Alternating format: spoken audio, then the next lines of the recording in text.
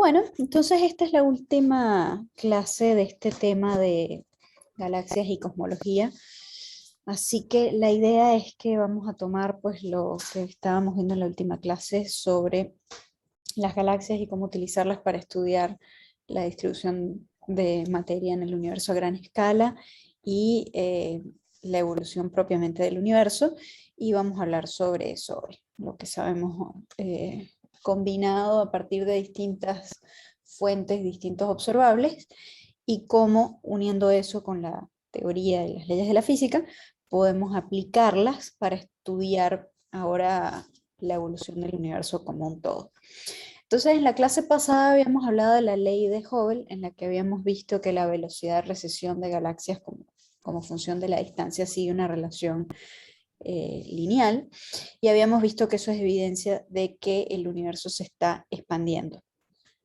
Habíamos también calculado, justamente como echando la película hacia atrás, calculado cuál es la edad estimada actualmente del universo, porque esto de la expansión, habíamos visto que la expansión del universo es algo que está ocurriendo de forma generalizada, que todos los observadores ven un universo que se expande, y que eso necesariamente implica que el universo tiene una edad finita, que está en el orden de los 13.700 millones de años. Entonces, bueno, eso llevó pues a la postulación de la teoría del Big Bang, que es bueno, el término con el que se denota esa singularidad inicial, eh, mal llamada explosión, porque no es literalmente una explosión, pero bueno, ese momento de singularidad en el cual se crea el universo y se crea el tiempo y el espacio, y a partir del cual el, el espacio-tiempo y el espacio en particular se está expandiendo y, bueno, y llega a tener pues, las propiedades que hemos visto hoy. Entonces vamos a hablar un poco más sobre esto del Big Bang y qué consecuencias tiene, qué otras predicciones hay que se puedan verificar. Entonces, la más importante, sin duda, es la más fuerte, es el fondo cósmico de microondas. En los años 60, Penzias y Wilson estaban utilizando una antena de microondas en los laboratorios Bell y estaban haciendo un mapa, y resulta que pues lo que encontraban era que había una cierta radiación que parecía ser una radiación de fondo, que la llamaron de fondo porque observaban la misma radiación con el mismo espectro en cualquier dirección que observaran del cielo. Después de muchos trabajos de chequeo, calibración, limpieza y etcétera, para descartar que fuera un problema de la antena, que fue lo que pensaron originalmente, pues se dieron cuenta de que en efecto era un fondo de radiación de microondas que estaba presente en todas direcciones y cuyo espectro es el que muestra este gráfico que está acá. Esto es intensidad contra frecuencia, y esto es una curva de cuerpo negro, como las curvas de cuerpo negro que ustedes veían en las clases al principio del tema de estrellas. Bueno, esto sigue perfectamente la ley de cuerpo negro, que es la emisión de un cuerpo en equilibrio a una cierta temperatura. Los puntos rojos de esta curva, las crucecitas, son los datos del satélite COBE, del que ahora les voy a hablar un poco más, y la línea verde es el espectro de cuerpo negro con una temperatura de 2.7 Kelvin. Así que pueden ver que eso ajusta, que es un asco de bueno. Resulta que la teoría del Big Bang, esto del inicio del universo, del que hablábamos hace un minuto, predecía justamente que como consecuencia de esa singularidad tenía que haber un fondo cósmico de radiación remanente de la época en la cual el universo se volvió transparente a la radiación. Es decir, el momento en el que pasada la explosión, pasado el Big Bang, eh, había las primeras partículas, simplemente protones, electrones, neutrones dando vueltas por ahí, partículas elementales, radiación, y claro, la radiación era muy caliente y estaba impidiendo en ese momento que los átomos se recombinaran, o sea, recombinaran quiere decir que los electrones se quedan orbitando alrededor de los núcleos y forman los átomos, y mucho menos que se formaran átomos más pesados. Entonces, a medida que el universo se expande, la radiación va perdiendo energía justamente por la expansión, porque la longitud de onda se va corriendo hacia el rojo y por lo tanto la luz tiene cada vez menos energía, hasta que ya pasa un límite en el cual ya no tiene suficiente energía para seguir ionizando todo ese hidrógeno que estaba suelto en esas etapas tempranas del universo.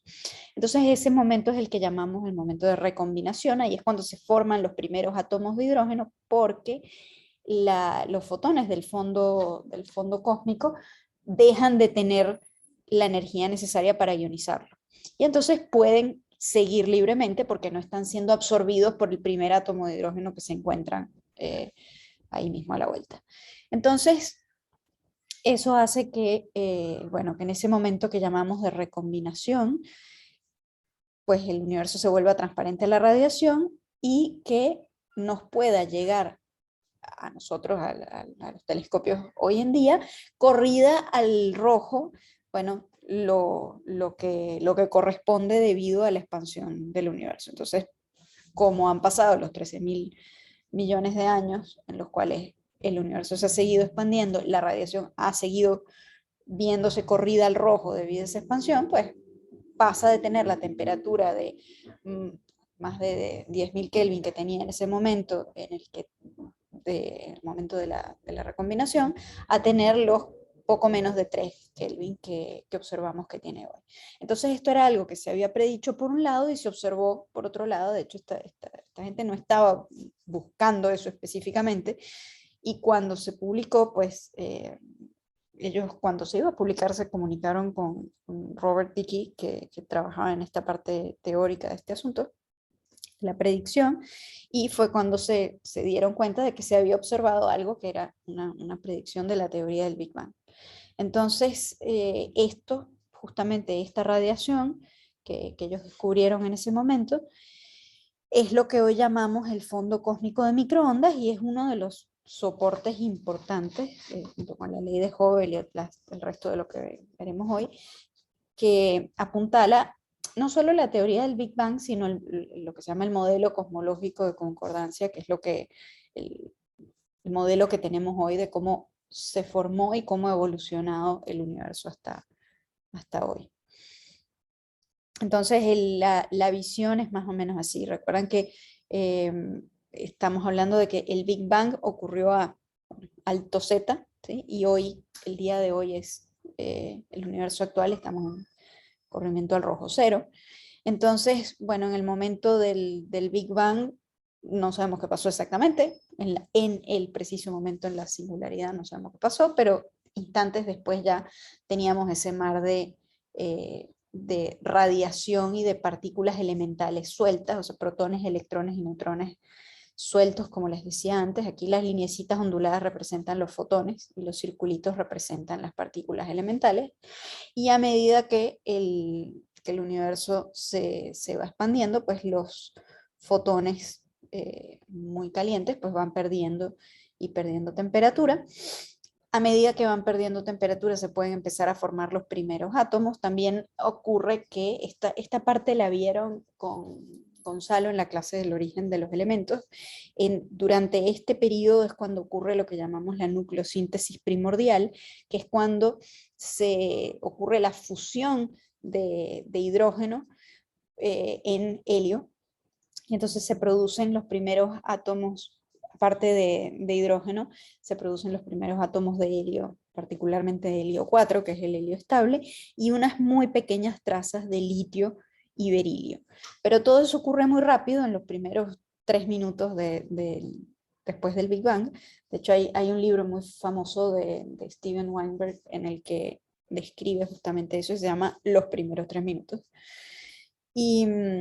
Y bueno, ahí ocurre esta nucleosíntesis primordial, y a medida que sigue pasando el tiempo, se sigue expandiendo el universo, la radiación va cada vez perdiendo más energía y ocurre a unos 300, casi 400.000 años, ocurre este momento que llamamos de recombinación, en el cual ya los fotones no tienen suficiente energía para ionizar los átomos de hidrógeno y entonces pueden seguir un viaje tranquilamente.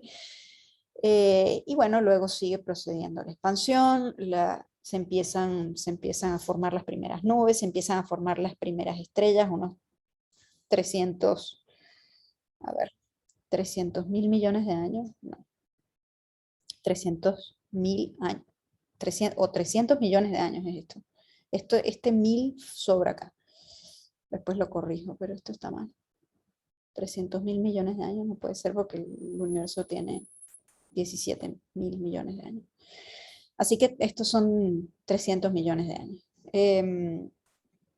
300 millones de años después se forman aproximadamente las primeras estrellas en las primeras galaxias. Este momento aquí ven que esta línea dice que es un momento que se llama reionización, porque ocurre que al formarse las primeras estrellas, las estrellas más masivas y más calientes, emiten fotones ionizantes y también vuelven a ionizar buena parte del hidrógeno presente en el universo en este momento, pero más bien solo el hidrógeno que está relativamente, bueno, alrededor de esas estrellas calientes. Entonces esa reionización no es totalmente generalizada y uniforme, sino es más bien como un queso gruyère con agujeros, donde los agujeros son, bueno, las zonas reionizadas alrededor de las estrellas masivas y calientes recién formadas. Va procediendo, otra vez sigue procediendo la expansión y siguen pues evolucionando las estrellas, formándose las primeras galaxias, las galaxias van coalesciendo y formándose y eventualmente pues aparecen las galaxias modernas que tenemos hoy en día. Así que, bueno, la radiación, como decía, del fondo cósmico de microondas, también van a ver a veces denotada como CMB, Cosmic Microwave Background, que son las siglas en inglés. Proviene de ese momento a un redshift de más o menos algo como 1100, es un redshift muy alto. Y bien, bueno, de ese momento que no es exactamente el Big Bang, sino un poco después, unos cientos de miles de años después, es que proviene la radiación del fondo cósmico de microondas. Entonces, una de las cosas, de las propiedades importantes del fondo cósmico es su homogeneidad. Esto es una de las cosas más impresionantes. Si ustedes grafican la temperatura, toman un espectro del fondo cósmico de microondas en una cierta dirección del cielo, hacen el gráfico ese como el que vieron antes, se le ajusta la curva de Planck y miden su temperatura, y luego repiten eso en diferentes direcciones del cielo, la media es una cosa extremadamente estable. El promedio de la temperatura del fondo cósmico de microondas es muy uniforme en el cielo, es sorprendentemente uniforme espacialmente. Entonces, ahora uno se puede preguntar, bueno, ¿hasta dónde llega esa uniformidad? Si yo puedo medir esa temperatura de manera muy precisa, ¿cuándo empiezan a aparecer fluctuaciones? ¿A qué nivel empiezan a aparecer fluctuaciones? Y si ocurren en unas direcciones preferentemente que en otras, y qué información se puede sacar de ahí.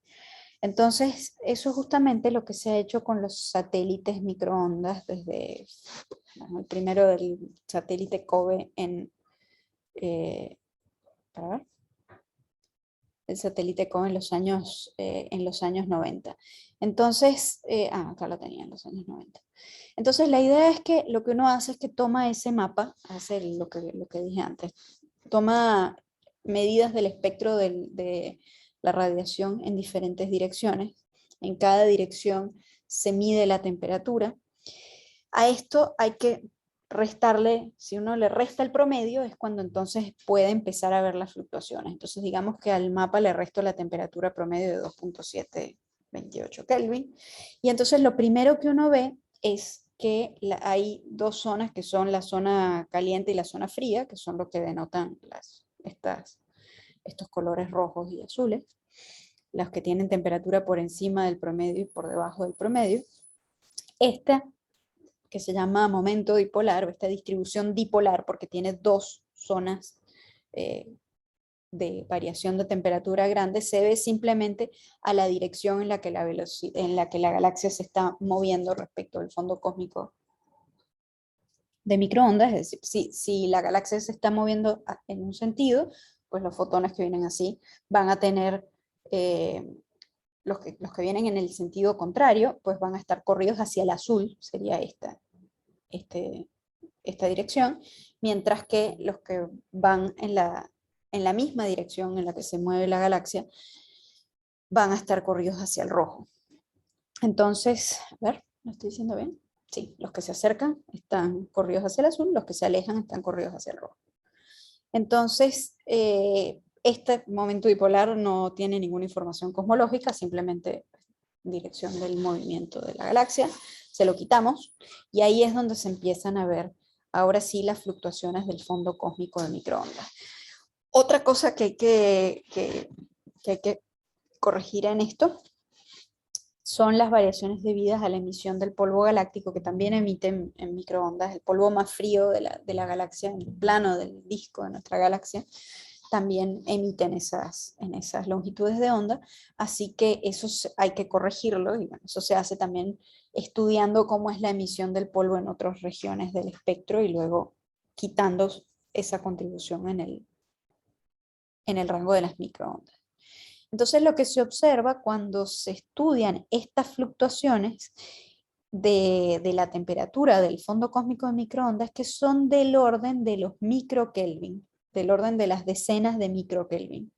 O sea que el mapa es uniforme hasta la quinta cifra decimal, y de ahí en adelante es que uno empieza a ver las variaciones en diferentes direcciones del cielo. Para que se hagan una idea y vean cómo ha progresado la tecnología en medir esto, estos son mapas del fondo cósmico de microondas, 4 principales. El primero, el de Penzias y Wilson, esto es del año 65. Acá está el plano de la galaxia. Luego el mapa producido por el satélite COBE, esto era Cosmic Background Explorer, en el año 92, en los mediados de los 90. Eso es este mapa. Aquí hay un zoom de una zona en la que hay una fluctuación. La resolución angular que tenía COBE para hacer este mapa era de 7 grados, entonces aquí ya uno podía ver zonas de mayor temperatura y menor temperatura.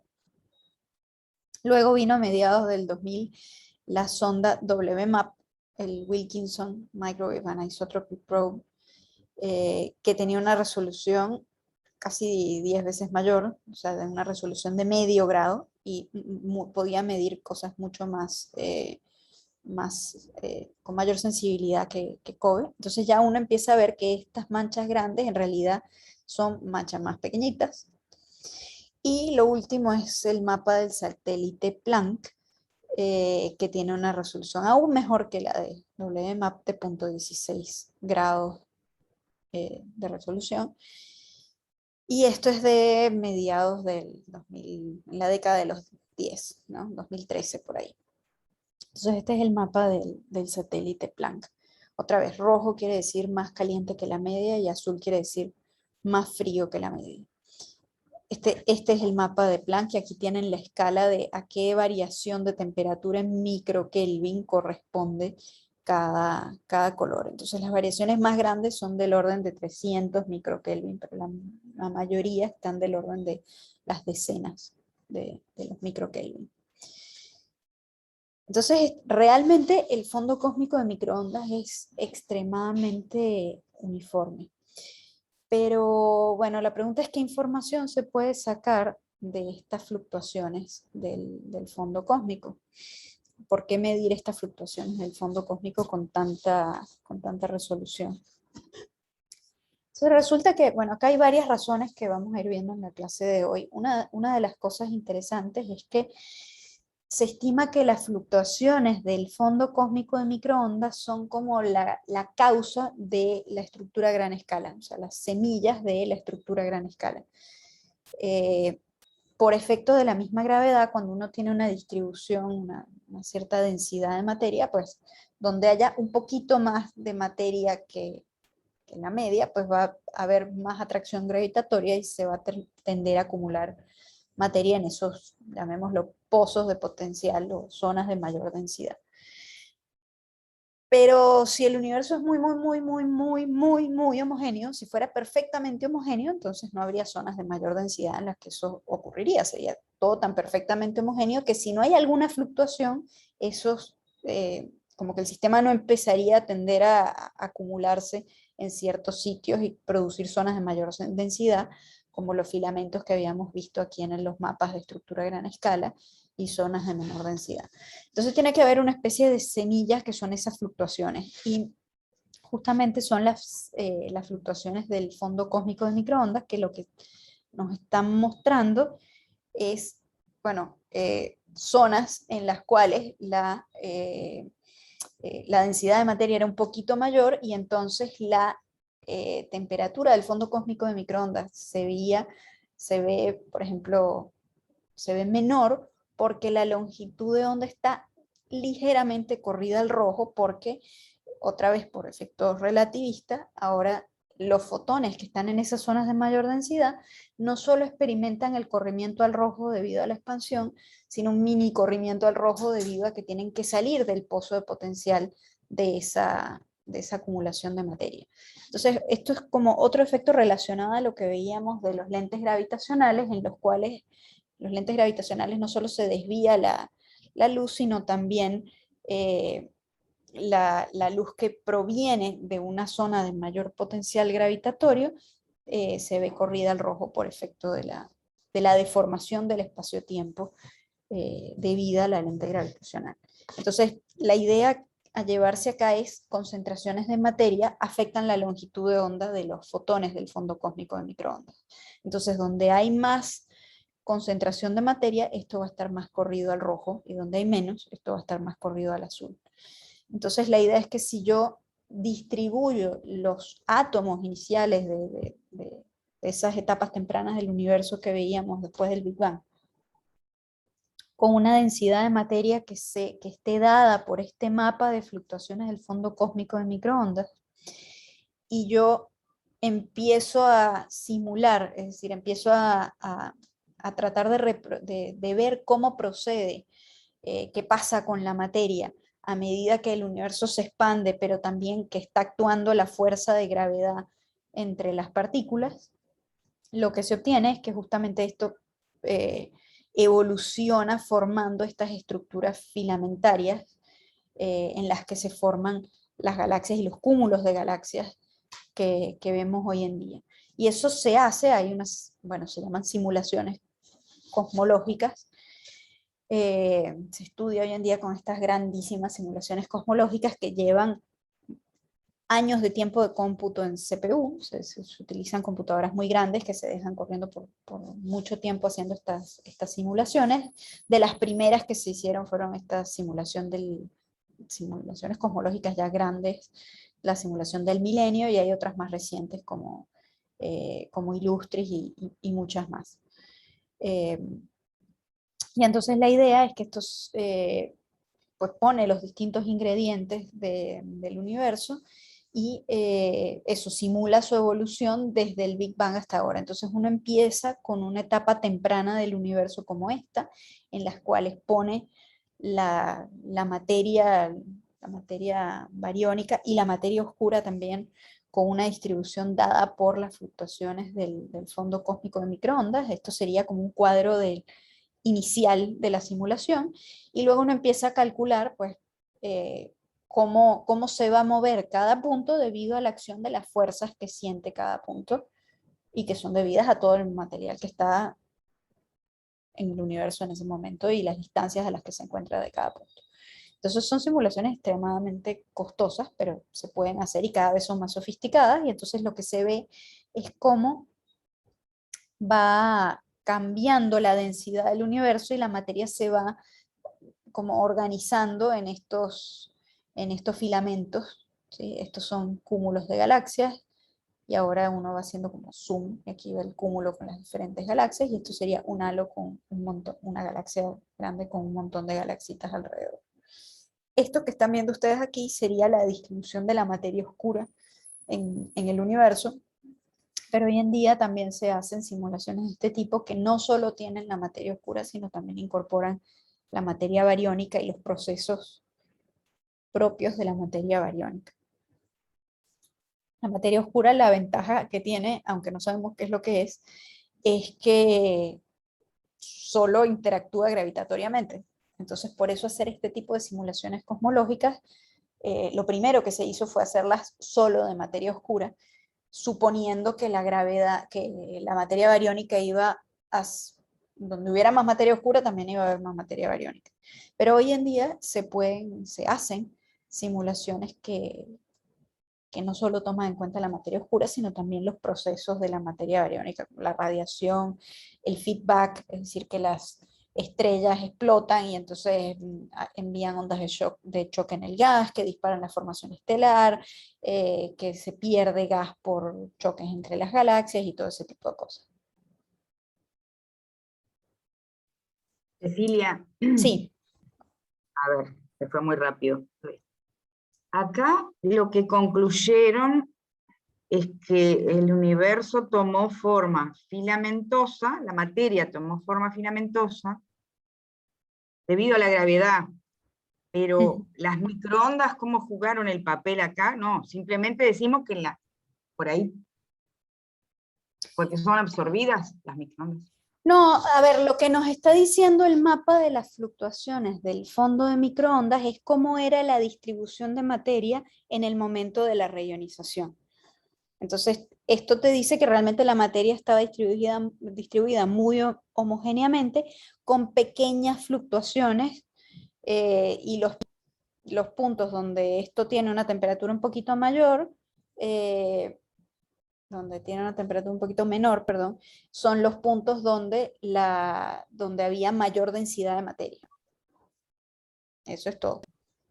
Entonces, lo que te está diciendo estas fluctuaciones para esta parte del fondo cósmico de microondas es en qué zonas, en esa época de la reionización, había un poquito mayor densidad de materia que en otras. Porque eso es algo que no podemos ver. Bueno, lo estamos viendo en el fondo cósmico de microondas. No solo en el fondo cósmico, sino que también observamos esta estructura filamentosa. Claro, pero esta estructura filamentosa es en el universo mucho más local. Es decir, cuando tú ves el fondo cósmico de microondas, estás viendo esta etapa. Cuando ves las galaxias, estás viendo desde hoy hasta más o menos acá. O bueno, tal vez en este mapa que habíamos visto la otra vez. Como que el fondo cósmico de microondas es en este redshift. Los mapas de la estructura a gran escala son de redshift 0 a redshift, no sé, 1, ponle, máximo 2, porque hasta acá es que podemos hacer esas medidas lo suficientemente bien como para medir el redshift en un montón de galaxias y hacer esos mapas y medir la distancia bien. Entonces, esto nos dice, bueno, si pudiéramos hacer eso de la estructura filamentaria de las galaxias, verlo con galaxias hasta un redshift de 1100, deberíamos ver que coincide con, si superponemos los dos mapas, deberían coincidir. Porque demuestra que ahí empieza a ser muy importante la gravedad. Eso. Empieza a ser importante la gravedad en estas etapas, sí, cuando antes era más importante la radiación, sí. Exacto. Entonces esa es una de las razones, porque ahora vamos a ver que hay varias más, de por qué es interesante e importante mirar este tipo esto de las fluctuaciones del fondo cósmico de microondas. Y este tipo de simulaciones cosmológicas son lo que nos permite estudiar cómo se forman las galaxias desde el universo temprano hasta hoy, cómo evolucionan y bueno, cómo se han ido formando galaxias como la Vía Láctea o grupos como el grupo local y así. Entonces esto se puede hacer en distintos niveles de precisión, dependiendo de si lo que uno quiere estudiar la evolución de una galaxia en particular o si lo que quiere estudiar es, pues, el universo como un todo.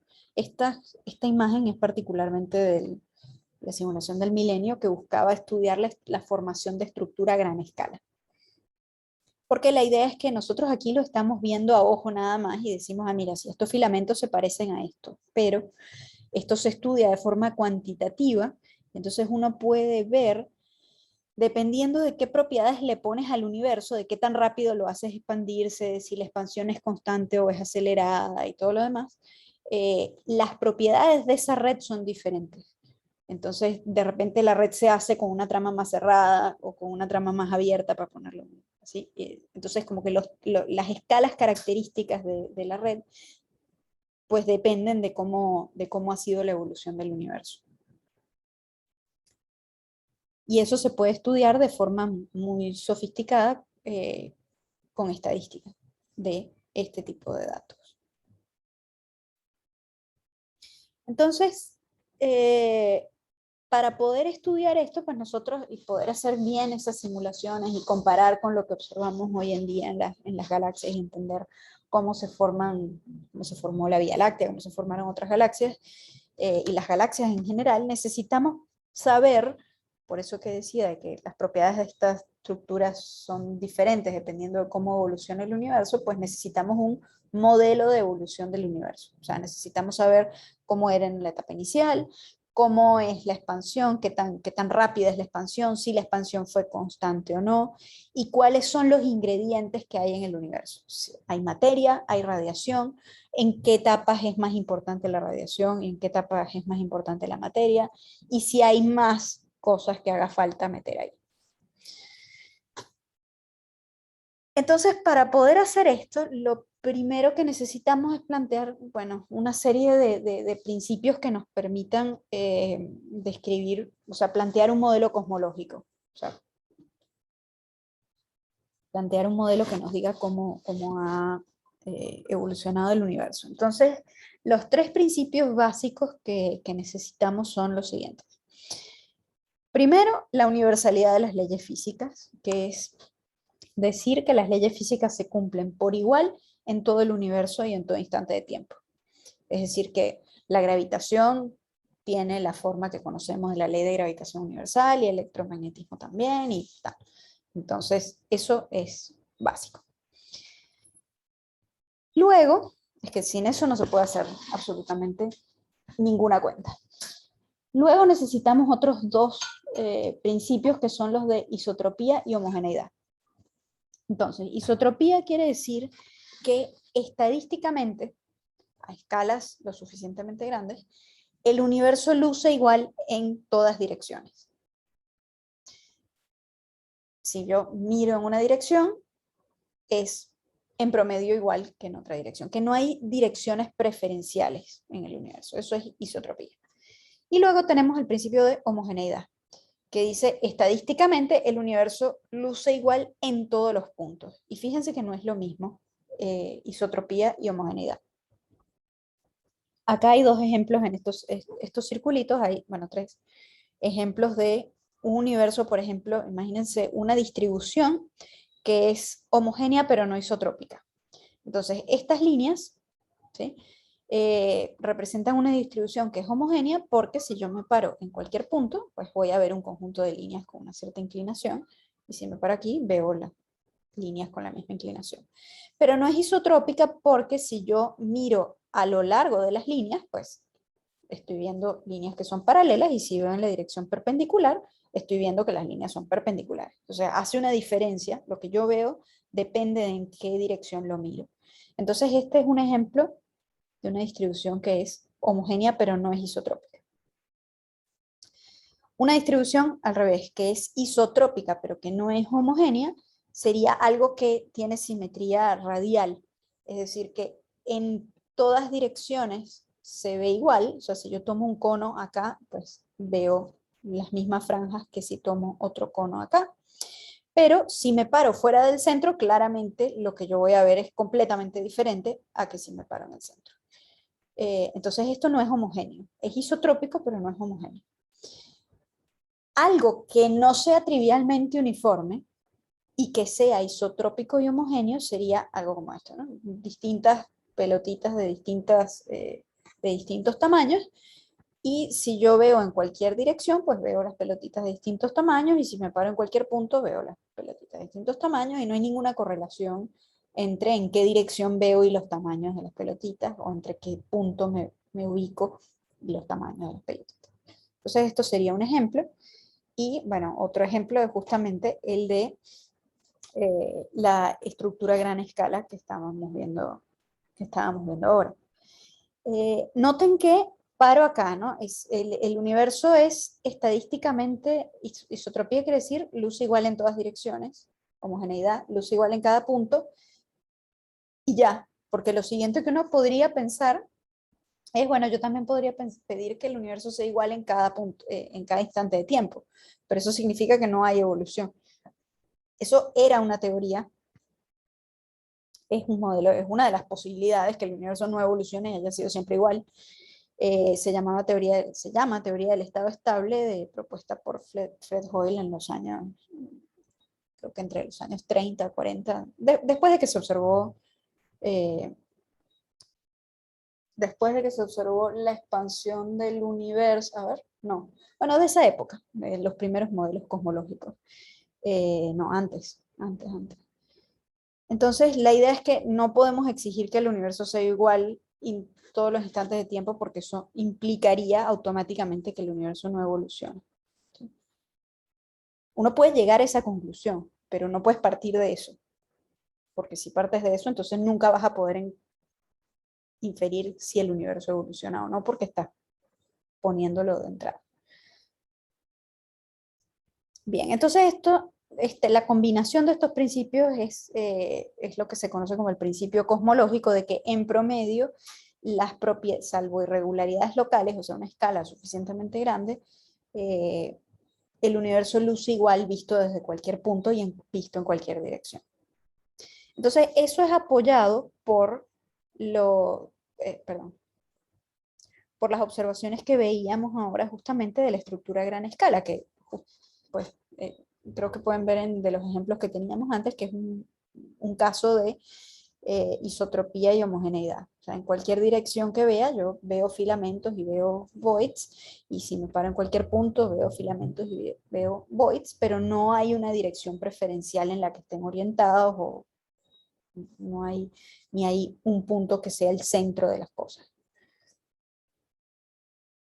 Entonces eso también significa, nos permite decir que lo que nosotros inferimos desde la Tierra, el sistema solar o nuestra galaxia sobre el universo y su evolución es válido para otros observadores, porque se cumplen los principios de isotropía y homogeneidad. Bien, entonces, vamos, siguiendo con esto del planteamiento del modelo cosmológico, vamos a hacer una observación básica pues que en realidad nos permite concluir algo sobre el universo y su evolución, siendo realmente una observación prácticamente trivial. Esto es algo de lo que se dieron cuenta varios científicos a lo largo de la historia, empezando por Kepler y científicos del siglo XVI en adelante, y era la pregunta de por qué el cielo nocturno es oscuro. Entonces, ¿por qué el cielo nocturno es oscuro? Pues bueno, tiene varios niveles, ¿no? Porque el cielo es azul, ya lo vimos cuando hablamos de extinción, vimos que el cielo de día es azul porque pues, los aerosoles que están en la atmósfera dispersan la luz solar y dispersan, o sea, cambian la dirección en la que vienen más los rayos, cambian más la dirección de los rayos azules que de los rayos amarillos o rojos. Y entonces eso significa que, bueno, la luz más bien amarilla y roja viene casi en la misma dirección, sigue en la misma dirección en la que venía, mientras que la luz azul es rerradiada es dispersada en otras direcciones. Entonces, si yo miro en una dirección en la que no está el sol, la luz que estoy viendo es luz que vino del sol en algún momento, chocó con un aerosol y salió en otra dirección, y como eso es más probable para los rayos azules, por eso es que el cielo es azul. Entonces, Pero eso se refiere al cielo de día. El cielo de noche, pues el sol está del otro lado de la Tierra y entonces no están llegando los fotones del sol para que eso ocurra y entonces por eso el cielo es oscuro. Pero aquí viene la pregunta de por qué el cielo es oscuro en este contexto cosmológico. Uno dice, bueno, si la Tierra está en un lugar cualquiera, el sistema solar está en un lugar cualquiera del universo, a medida que yo observo a una distancia mayor, pues el volumen de universo que yo veo en un cierto ángulo va aumentando y de hecho es mayor, aumenta como la distancia al cuadrado, porque uno está observando en un cono.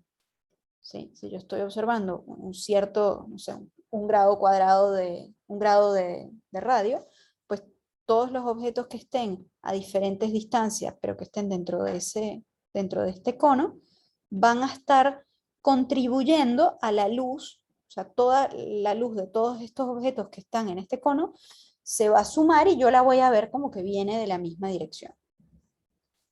Entonces, si el universo fuera infinito, y ya vimos que es homogéneo e isotrópico, pero si fuera infinito, homogéneo, isotrópico e invariante, en cada dirección que miramos, nuestra línea de visión se encontraría al menos con una estrella y estaríamos sumando pues la luz de todas las estrellas ad infinitum, ¿no?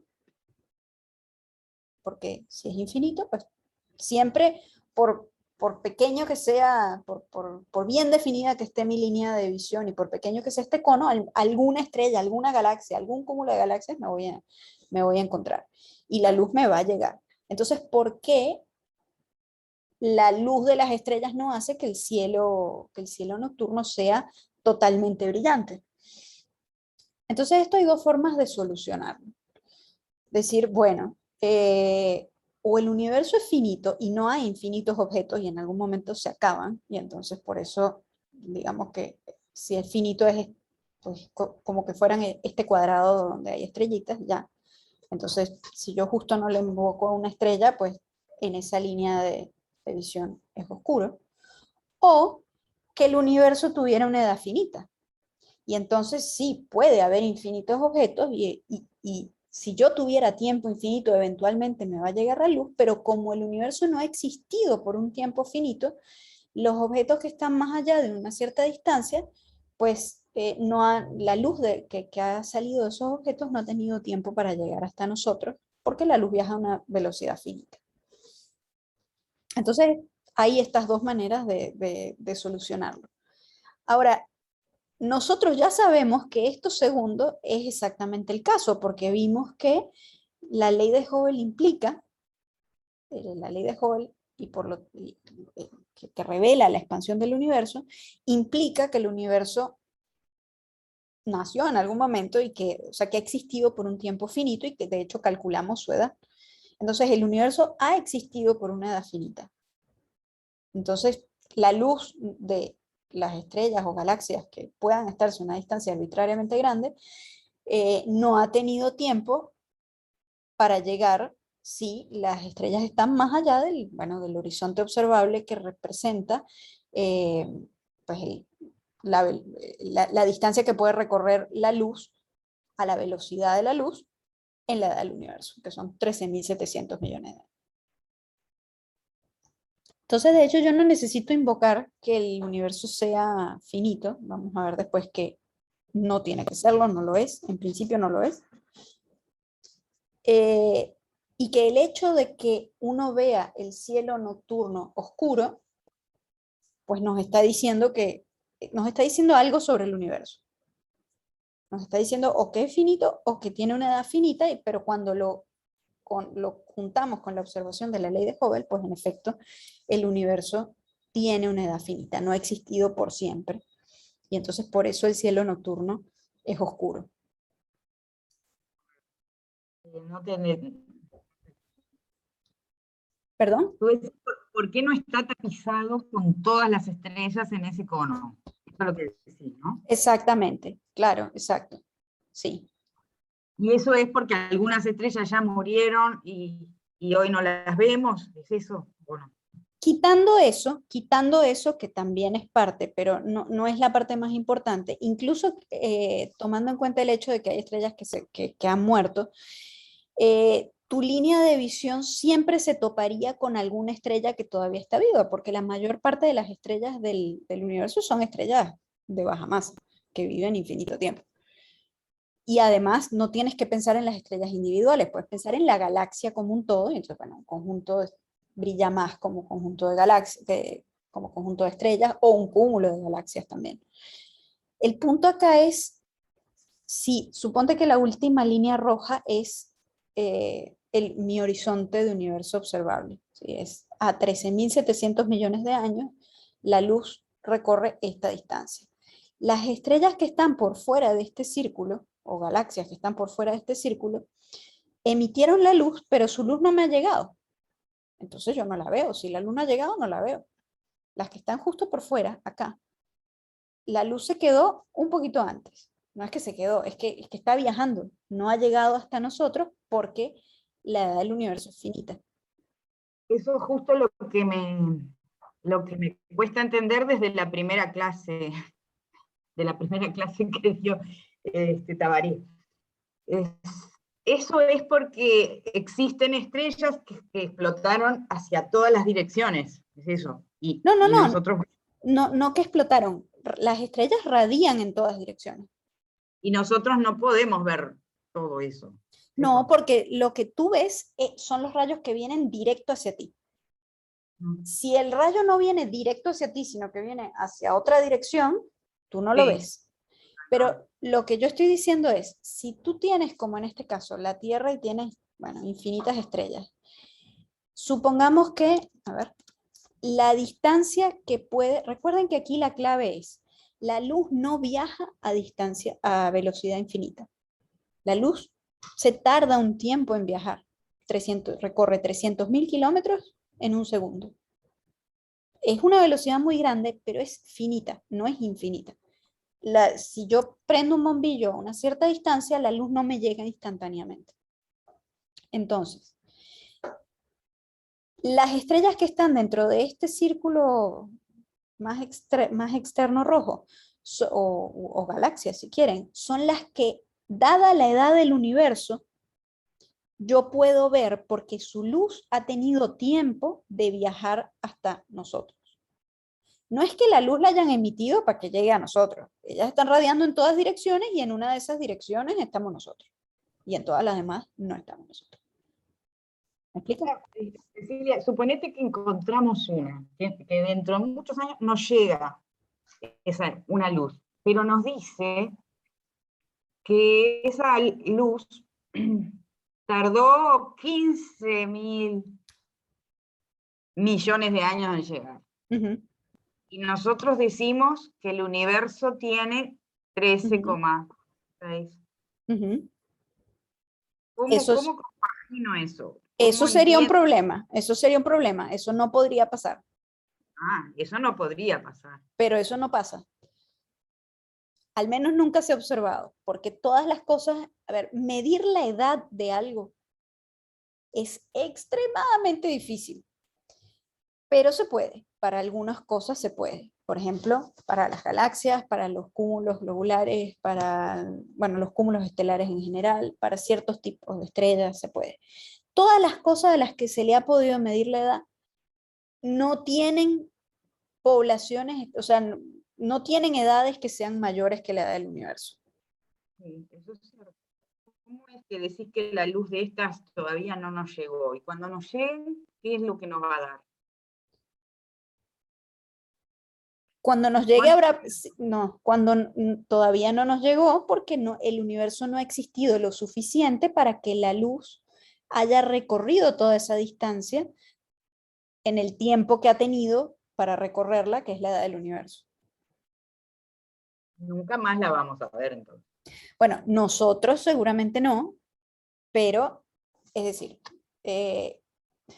ya va. Pero cuando nos llegue significa que pasó el tiempo que tenía que pasar, aumentó la edad del universo. A ver, si tú tienes una estrella que está a 15.000 años, 15.000 millones de años luz, ¿sí? Eso se pasa, 20.000, pongamos 20.000 millones de años luz. La edad del universo es 13.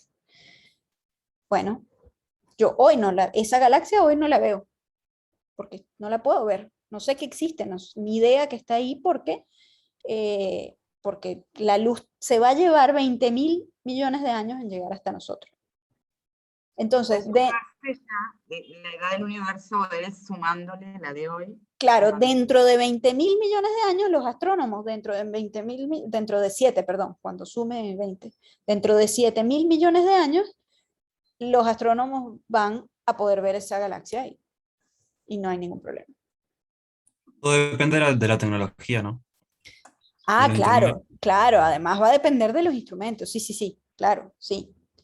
Sí, pero el argumento es que no solo es que no lo vemos porque los instrumentos no les alcanza la profundidad, digamos, la sensibilidad, sino que si la edad del universo fuera infinita, tú estarías sumando la luz de objetos hasta el infinito. Entonces no importa tanto que la luz de un solo objeto individual no sea detectable por ti, porque estás sumando infinitos objetos. Entonces el cielo no sería negro, brillaría algo. Brillaría algo. Pero eso no pasa. Entonces, esta es una de las razones. Bien, entonces, recapitulando, ¿qué observables tenemos? Primero, la estructura a gran escala, esa estructura filamentaria, que nos dice que el universo es isótropo y homogéneo. La ley de Hubble-Lemaitre, que nos dice que el universo se expande y que tiene una edad finita, ¿sí? También la paradoja de Olbers. Lo que pasa es que la paradoja de Olbers, que la edad del universo sea finita no es la única solución para la paradoja de Olbers. Entonces, por eso pongo las dos cosas. La ley de Hubble y la paradoja de Olbers. Bien. Entonces, nosotros lo siguiente que queremos responder es, está bien, sabemos que el universo se expande y sabemos a qué tasa se expande. Esa tasa está dada por la constante de Hubble, que vimos que son como 500 kilómetros por segundo por megaparsec. 70 kilómetros por segundo por megaparsec. La siguiente pregunta es, ¿eso siempre ha sido así? ¿O ha cambiado la constante de Hubble y no es constante? O sea, ¿ha cambiado la tasa de expansión o siempre ha sido la misma? Eso se puede medir. Lo que uno tiene que hacer es ir a redshift cada vez más alto, porque recuerden que ir a redshift más alto es ver el universo más temprano. Ver el universo cuando era más joven. Entonces, si la expansión hubiera sido perfectamente constante por todo el tiempo, por toda la edad del universo, en este gráfico, las galaxias, que son los puntos que aparecen acá, estarían distribuidos en una línea. Esto es un gráfico, piensen lo que es tipo el gráfico de la ley de Hubble, pero esto es corrimiento al rojo abajo, y aquí en vez de distancia lo que tengo es brillo. Entonces, yo creo que le escribí en algún momento. A ver, bueno, ya va a aparecer. Lo que tienen aquí es brillo y los objetos más débiles están arriba y los más brillantes están abajo. Entonces nosotros vimos que a nivel local, o sea, para redshift pequeños, ven que aquí menores que 0.1, las galaxias siguen una línea recta. Eso significa que hay una expansión y la tasa de expansión es constante. Cuando observamos galaxias más distantes, lo que se ve es que se desvían de la recta. Son más débiles, recuerden que más débil quiere decir que está más arriba. Si están por arriba de la línea roja, quiere decir que estos son supernovas medidas en galaxias. Quiere decir que las supernovas son más débiles que lo que serían si la expansión hubiera sido constante. Es decir, están más lejos de lo que hubieran estado si la expansión hubiera sido constante. Por lo tanto, la expansión es acelerada. La cosa se expandió más de lo que nosotros pensábamos que se iba a expandir.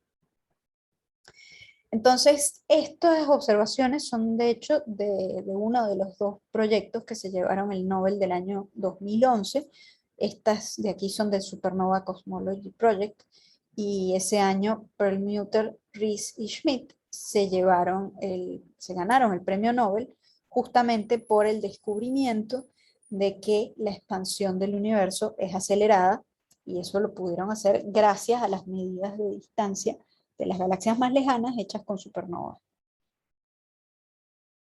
Con las supernovas tipo 1A de las que hablábamos en la clase de escala de distancia. Entonces, esto lo que nos dice es, el universo se expande aceleradamente. No se ha expandido siempre con la misma tasa, sino que se está expandiendo cada vez más, con una tasa cada vez mayor.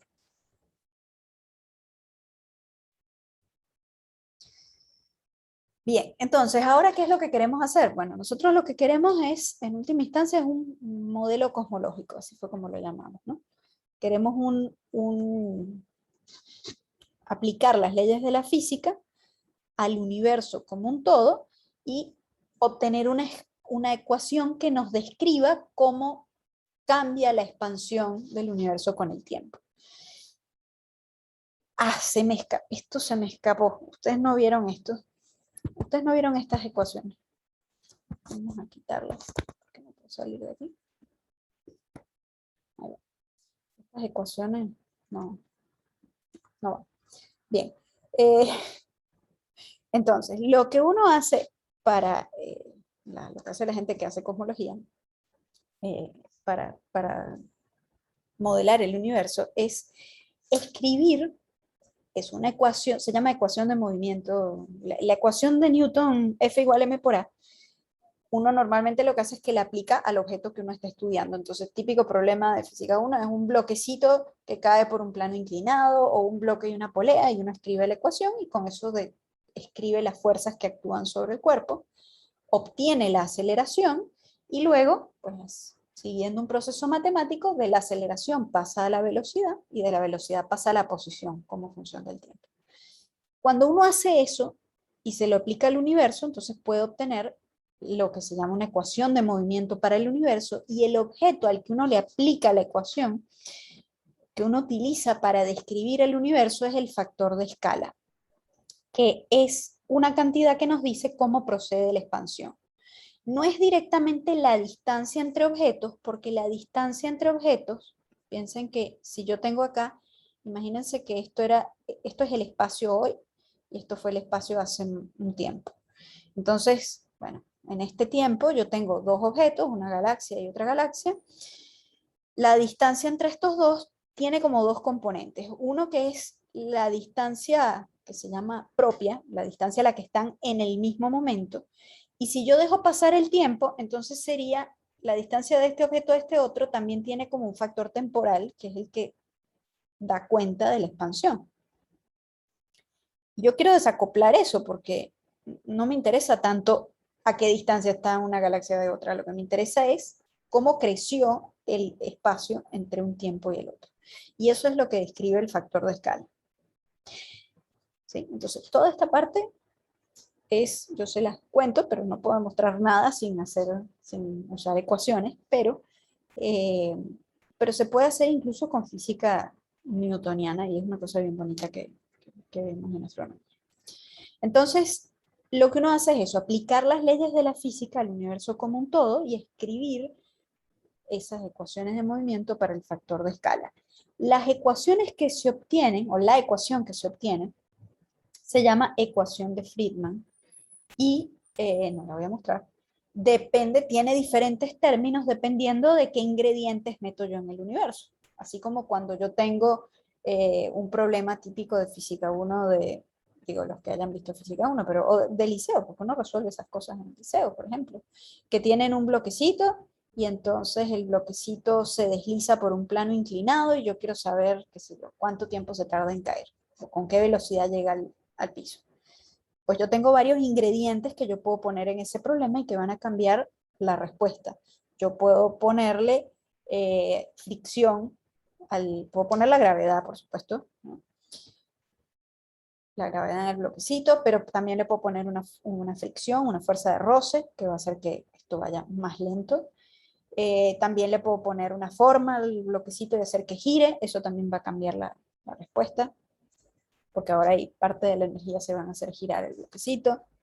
Entonces, bueno, las ecuaciones a las que uno llega dependen de qué ingredientes pone y esos se llaman modelos de Friedman. Entonces, yo, dependiendo de cuánta materia pongo, cuánta radiación pongo y qué fuerzas pongo, si pongo gravitación, si pongo otras cosas, voy a tener una evolución diferente del factor de escala en el tiempo. La idea es que yo tengo que tunear los ingredientes para que la evolución que obtengo sea la que se ve en los observables. Y entonces digo, ahí está. Esos son los ingredientes del universo. Y así es como se hace cualquier cosa en la ciencia. Uno tiene un modelo que predice unos observables y entonces regula las perillitas, ¿no? Cambia los switchecitos en el modelo hasta que los observables que predice el modelo coinciden con los que uno ve en la vida real. Entonces, todo eso está muy bien. ¿De qué depende? O sea, cuáles son estas ecuaciones acá, no sé qué pasó. ¿De qué depende la evolución temporal del factor de escala que uno obtiene con la ecuación de Friedman?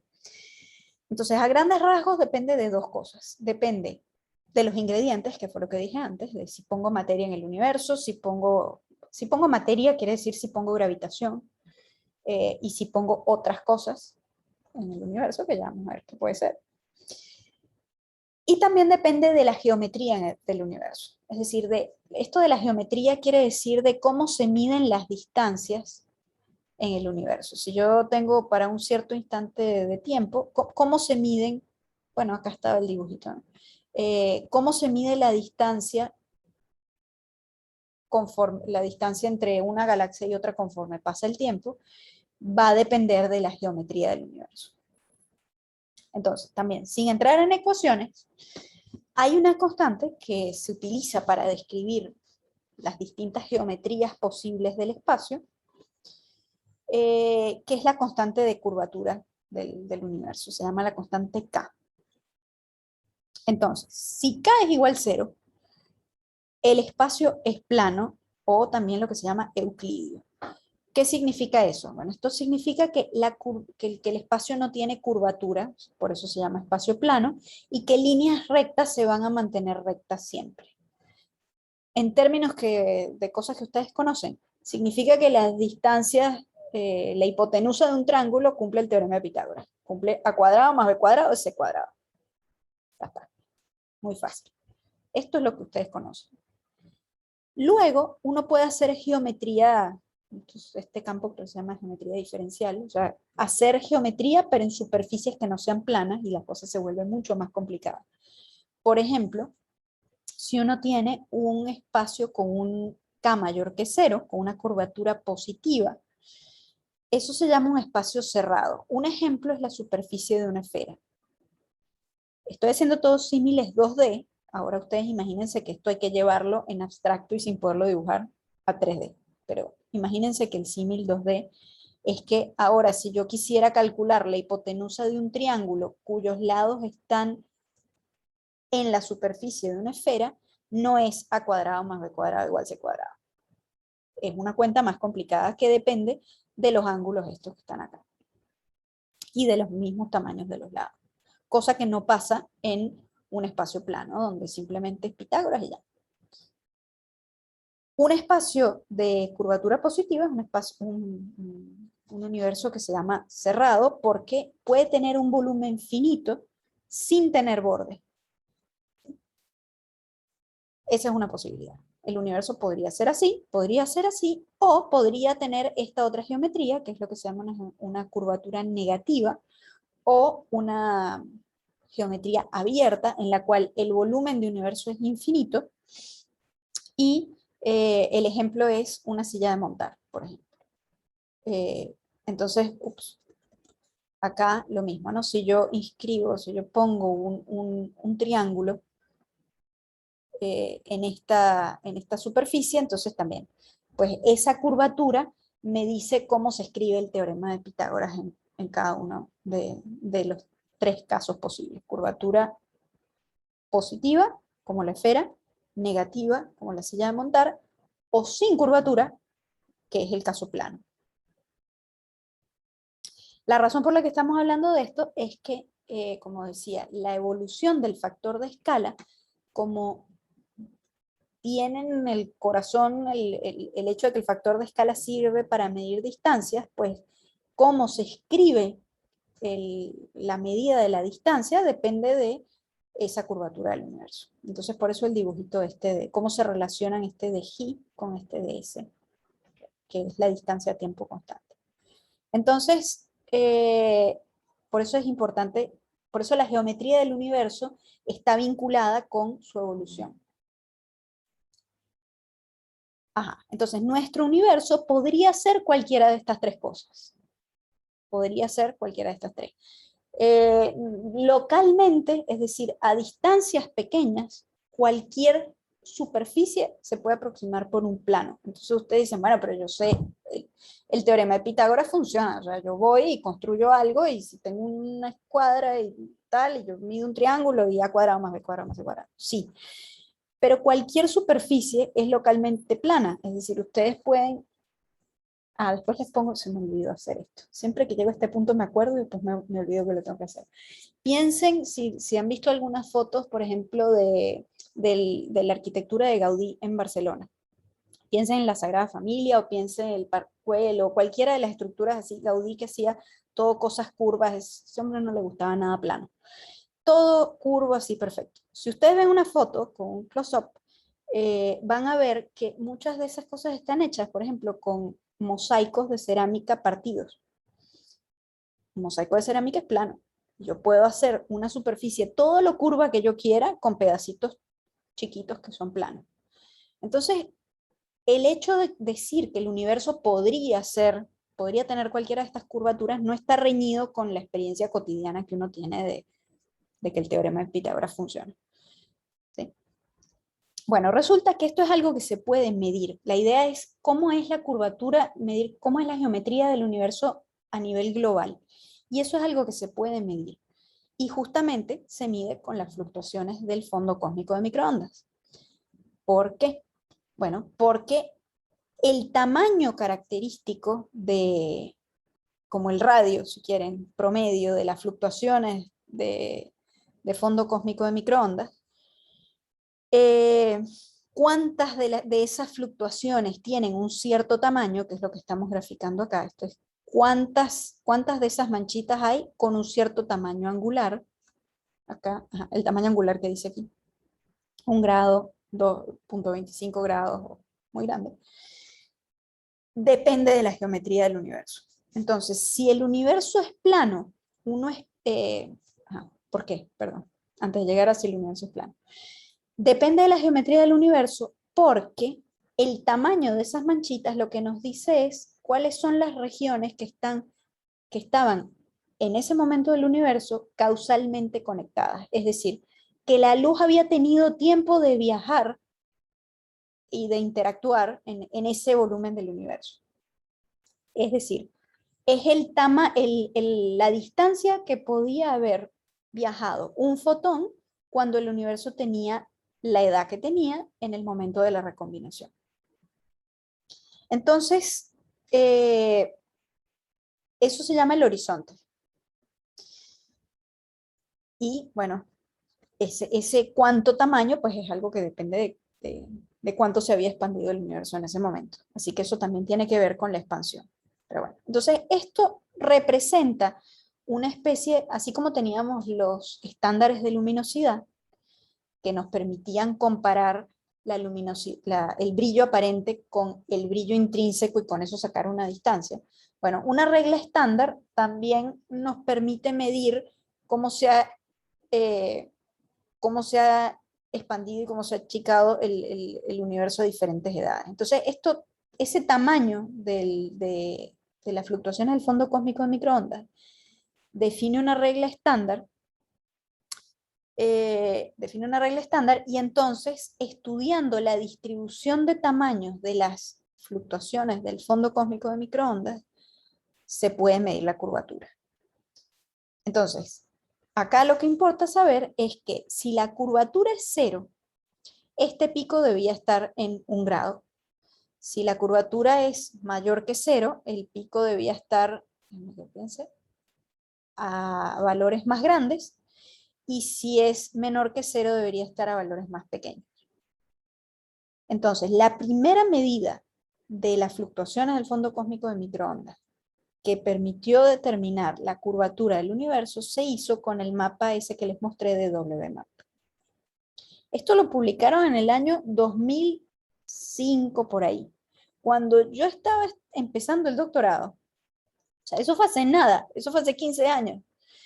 Cuando yo estaba estudiando el doctorado, todo el mundo estaba así comiéndose las uñas de ¿será abierto, será cerrado, será plano? O sea, totalmente abiertas las 3 posibilidades, ni idea. Y la primera medida se hizo con WMAP y luego se confirmó con Planck. La curvatura del universo es 0, es plano. El universo es plano y es euclídeo. No me pregunten filosóficamente qué significa eso, pero es así. O sea, es lo que dicen las observaciones. Podía haber tenido cualquier valor.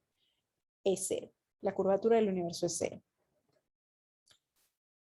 O sea que de los 2 ingredientes que necesitamos, que son la curvatura y los distintos tipos de materia y de interacciones que necesitamos para predecir cuál es la evolución del factor de escala, ya tenemos uno que es la curvatura. Bien, entonces, en nuestra lista de observables tenemos que el fondo cósmico, bueno, aquí tenemos el fondo cósmico de microondas que nos aporta la observación de que la curvatura del universo es plana. O sea, que el universo no tiene curvatura.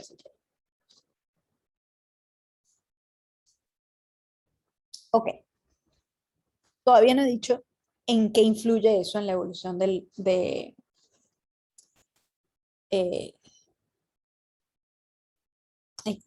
factor de escala. Entonces, si uno, a ver, déjenme ver esto. Acá me faltó una cosita, perdón. Ajá, la evolución del universo, entonces, les dije que depende del valor de la curvatura. Entonces, vamos a ver cómo es la evolución del universo si solo tuviera materia.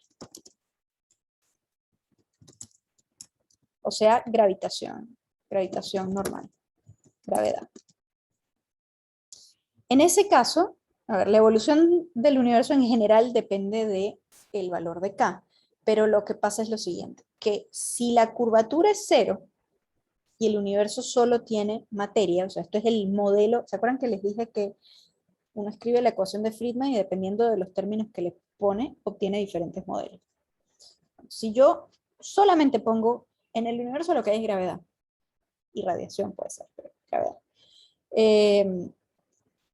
¿Cómo evoluciona el factor de escala? Bueno, evoluciona diferente dependiendo de cómo es la curvatura. Si la curvatura es 0, lo que ocurre en este caso es que la tasa de expansión, el universo se expande, pero de forma desacelerada. Entonces, es de esta forma. ¿Sí? Esto se llama un universo crítico porque es como la frontera entre si es positivo o es negativo. Cuando la curvatura es 0, se llama universo crítico o plano. Porque fíjense que lo que pasa es que la expansión ocurre, pero es desacelerada. Cuando la curvatura es positiva, la expansión ocurre, a ver, déjenme que lo diga bien. No, la expansión ocurre al principio, llega a un máximo y luego el universo se empieza a contraer, o sea que el universo es cerrado. No puede, esto es desacelerado. ¿Sí? Mientras que si la curvatura es negativa, la tasa de expansión es siempre positiva y diverge. La expansión nunca se detiene. Eso se llama universo abierto. O sea, sería una expansión acelerada. Entonces, una expansión acelerada sería la curva azul. Ahora, ¿cuál es el problema?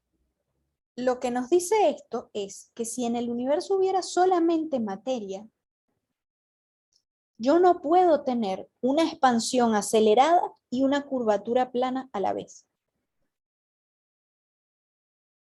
Entonces ahí tengo un problema, porque si reproduzco un observable, no reproduzco el otro.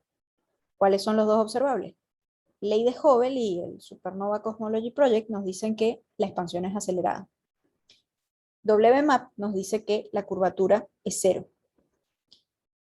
La ecuación de Friedman nos dice, pues vas a tener que ponerle algo a tu universo que no sea solo materia, gravedad, porque en este caso eso no pasa. Si yo tengo una curvatura cero, el único universo posible es uno que se expande, pero a una tasa desacelerada. El modelo no reproduce los observables. Ninguno de los dos otros sirve porque ya vimos que la curvatura es cero. Así que estos dos, si quiero los miro, pero en realidad no, porque ya está. La observación me dice que no es ninguno de estos dos.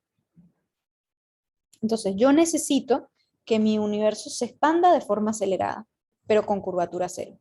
Entonces hay que ponerle algún término más a esas ecuaciones de Friedman. Entonces, la forma como más comprensible, y aquí sí pongo la ecuación porque es una suma, y esto no hay problema, la forma más simple de ver las ecuaciones de Friedman es que ponen la siguiente condición sobre la densidad total de energía en el universo y su curvatura. Entonces, lo escrita de esta forma, y esto lleva unas cuantas páginas de cuentas, pero ustedes me creen que esto es así. La ecuación de Friedman dice que 1 menos la densidad total de energía es igual a la curvatura esa acá, que hablábamos ahorita, por una cosa aquí que depende de la distancia, depende de la tasa de la constante de Hubble, no importa. F. No importa porque nosotros ya sabemos que este K vale cero. Por eso ni me molesto en escribir nada acá, porque esto es cero, punto, ya está. WMAP dice que esto es cero. Entonces, esto es lo que nos dice la ecuación de Friedman. Que 1 menos la densidad total, la suma de todos los ingredientes que yo ponga en el universo, tiene que dar 1. ¿Qué es ese 1 y por qué no tiene unidades si esto es una densidad de energía?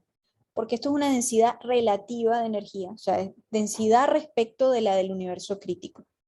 La densidad de materia que produce un universo con curvatura cero. No importa. Solo sepan que esto es una densidad que está dividida por otra densidad, que es esa densidad crítica.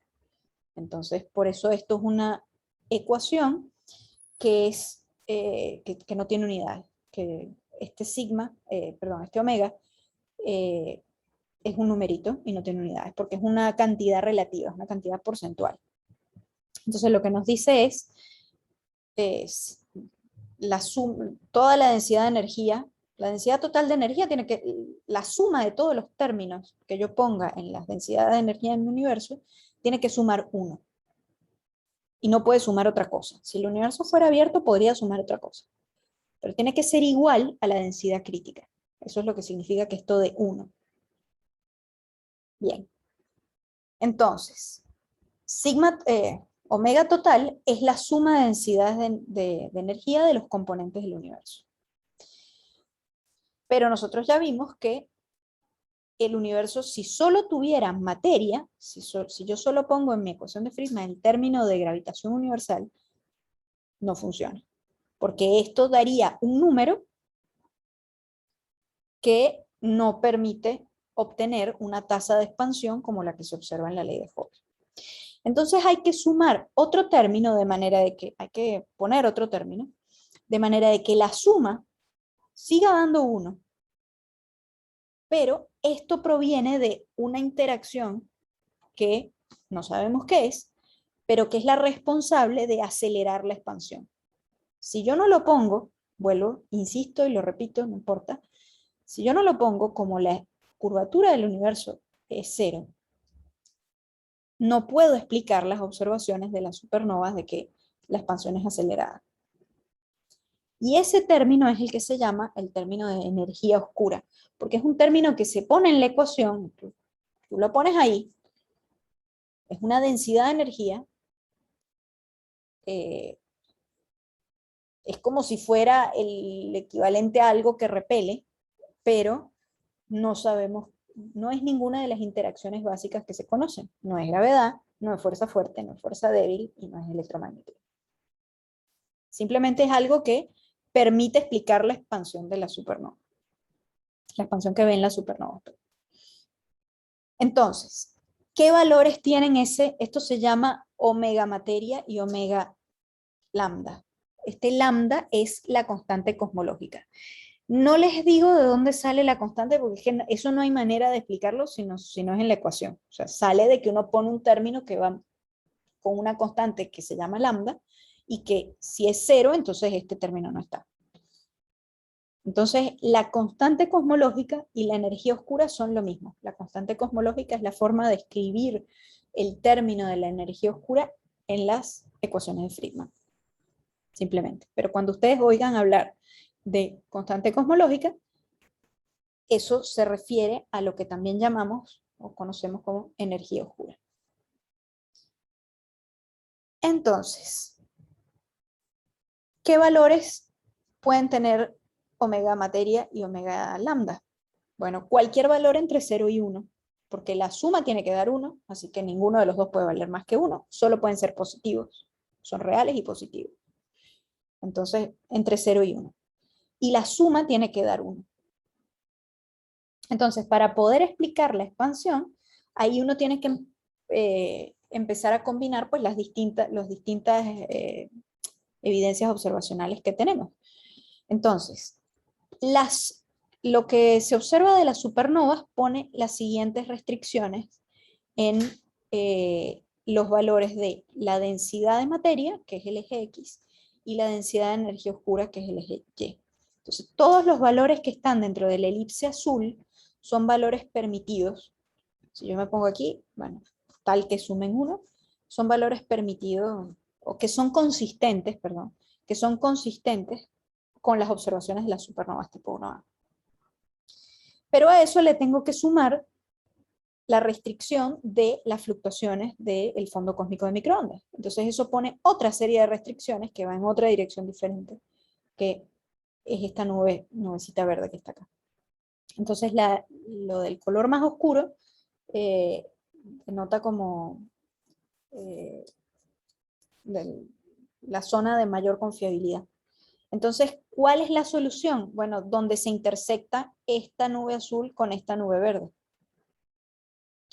Además, perdón que esto sigue escribiendo, además yo puedo medir también la densidad de materia en el universo estudiando la distribución de galaxias. Y esa restricción está representada por esta nubecita que es como vertical marrón.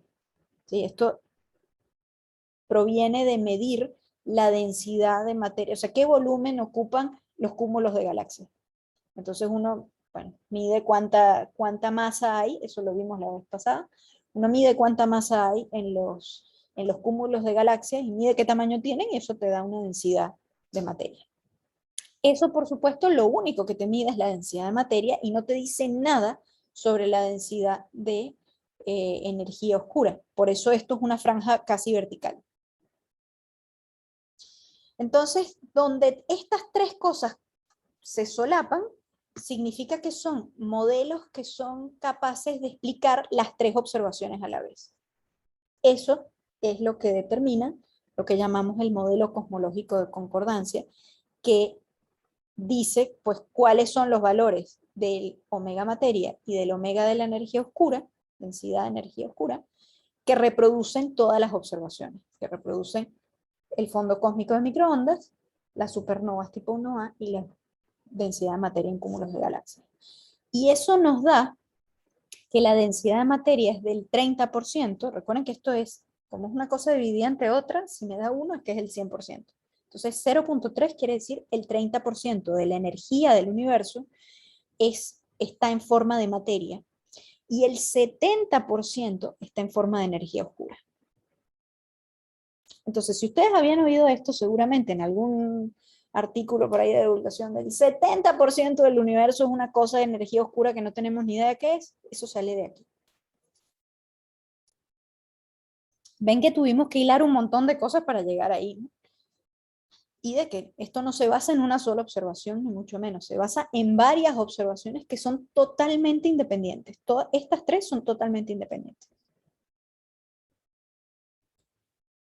Bien, recapitulamos. Me falta todavía el último pedacito. Vivimos en un universo plano, curvatura igual 0, que se expande aceleradamente. La constante cosmológica, que es lo mismo que decir la energía oscura, es necesaria para explicar la aceleración de la expansión porque estamos en un universo plano. Entonces se necesita un término de constante cosmológica para explicar el hecho de que en un universo plano la expansión es acelerada. La densidad correspondiente a la materia gravitatoria es solamente el 30% de la densidad de energía en el universo. O sea, el 70% restante es el debido a la energía oscura. O sea que no es que es un poquito, no es que hay que ponerle un poquito de algo que falta para que las cosas cuadren. No, es más de la mitad, hay que ponerle mucho. Entonces, por eso esta es una de las grandes preguntas abiertas de la física. Bien, ahora, perdón. Esta densidad de materia, fíjense que yo les estoy diciendo densidad de materia, no estoy diciendo de qué tipo de materia. Nosotros en la clase pasada estuvimos hablando de las evidencias de la existencia de materia oscura. Vimos cómo para reproducirlas, para entender las curvas de rotación de galaxias y también las observaciones de los lentes gravitacionales y esas fueron las principales que vimos, revelan que tiene que haber una componente de materia que ejerce gravedad y que no es luminosa. Ahora, este 30% incluye todo lo que juega a gravitación. O sea, ese 30% es todo lo que ejerce gravedad. Aquí yo no estoy distinguiendo y no puedo, sin más argumentos, distinguir entre materia bariónica y materia no bariónica. Recuerden que una de las preguntas que habíamos dejado abierta en la clase pasada era si la materia oscura no podían ser cosas conocidas que son difíciles de observar. Y algunas cosas habíamos descartado como las enanas marrones, estrellas de muy baja masa y ese tipo de cosas a través de experimentos de microlentes gravitacionales.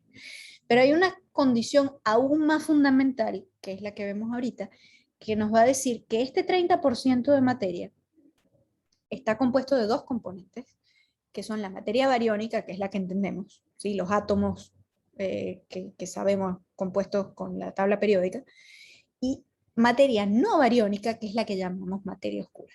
Y la idea es, bueno, ¿cómo sabemos qué fracción de la energía total, de la densidad de energía total del universo representa cada una? Entonces, este argumento ustedes ya lo vieron en la clase del origen de los elementos con Gonzalo Tancredi, cuando hablaron de nucleosíntesis primordial. Gonzalo les explicó, bueno, esto que yo nada más mencioné muy brevemente al principio, de cómo en esas etapas al principio, justo después del Big Bang, cuando todavía la radiación de fondo cósmico es muy caliente y el universo es muy denso, al principio se dan reacciones de fusión y se producen los primeros átomos de helio y unas poquitas trazas de una pequeña fracción de litio y beril, de litio y boro, y deuterio, de litio y deuterio principalmente. Había también berilio y boro, pero no. Litio y deuterio son los más importantes. Entonces, eso se produce en esto que se llama la nucleosíntesis primordial, que es lo que ocurre justo después del Big Bang, ¿sí? que es totalmente independiente de lo que pasa después en las estrellas. Ahora, ¿qué fracciones relativas se producen o sea, yo tengo una cierta cantidad de materia en el universo, entonces, ¿cómo se reparte la materia en hidrógeno, helio, litio y deuterio en esa nucleosíntesis primordial? Depende de la densidad de materia del universo, en ese universo temprano en el que está ocurriendo esa fusión. Entonces, las abundancias relativas, estas son abundancias relativas al hidrógeno. ¿sí? Recuerden que la abundancia de helio era típicamente como el 25%, o sea que hay como 1 de helio por cada 4 de hidrógeno. Y luego las otras curvas que tienen aquí son otros isótopos. Por ejemplo, el helio 4 es el helio, cuando decimos helio sin apellido, estamos hablando del helio 4, que es el helio estable, en el que el núcleo tiene 2 protones y 2 neutrones. Y eso tiene una vida media muy larga y ese helio pues es estable, queda así por mucho tiempo. Luego está el helio 3, que tiene una vida media más corta, es un isótopo, tiene un neutrón menos, son 2 protones y un neutrón. El deuterio, que también es un isótopo, pero del hidrógeno, entonces es un protón más un neutrón, una versión pesada del hidrógeno. Y el litio, este es litio 7, que también es el litio estable. Entonces, dependiendo de cómo era la densidad bariónica en el universo temprano, se formó, dada la tasa de expansión, o sea, ¿cuáles son estas abundancias relativas de los diferentes elementos? Depende de dos cosas, depende de la densidad y depende de la expansión. La expansión determina qué tan rápido se enfrían los fotones, pero eso ya lo fijamos porque lo fijamos acá, con lo que acabamos de hacer, con el omega materia y con el omega lambda. ¿Sí? Nosotros ya fijamos la expansión al fijar estos parámetros cosmológicos. Lo que queremos ver ahora es cómo se desdobla, cómo se desglosa el omega materia en la bariónica y la no bariónica. Entonces la expansión ya la entendemos, eso ya está fijo gracias a las supernovas y al fondo cósmico y a los cúmulos de galaxias. De lo otro que depende, esas abundancias relativas de las diferentes especies atómicas en la nucleosíntesis primordial es de cuál era la densidad de bariones. Entonces si había pues, muchos bariones, si la densidad era mayor, habría mayor densidad de helio, ¿sí? Una densidad alrededor del 20 y pico que es observado, y si la densidad fuera mayor sería un poquito superior la densidad de helio. En donde es más sensible todavía es en el deuterio. Si la densidad bariónica fuera mayor, la densidad de deuterio sería menor y también la de helio 3, esencialmente porque estos dos son muy reactivos. Entonces, si tú pones muchos más juntos, pues la probabilidad de que ocurran las reacciones es mayor y se convierten en otra cosa. Entonces, por eso estas densidades caen rápidamente, son muy sensibles a la densidad bariónica. Esto es buenísimo. Esto es lo que te permite como discriminar entre un valor y otro del modelo. Y finalmente en el litio, la cosa como que depende fuertemente, pero baja hasta una cierta densidad y luego sube. También tiene que ver con la probabilidad con la que ocurren esas reacciones. Todo esto son cosas que se pueden medir. Las líneas que yo les estoy marcando, que son las gruesas en este diagrama, son las predicciones del modelo. Las líneas rectas del mismo color, las que son horizontales, son las abundancias primordiales medidas, las observadas. Por eso son rectas, no dependen, porque son un solo valor que se mide y ya. Entonces, bueno, cada átomo con su color, ¿no? Entonces el helio 4 es la línea rosadita. También se pueden medir todo esto que está acá se mide, de helio 3, de litio y deuterio, y entonces la de helio 3 es la línea esta verde, la de deuterio es la línea roja, y la de litio es esta línea azul.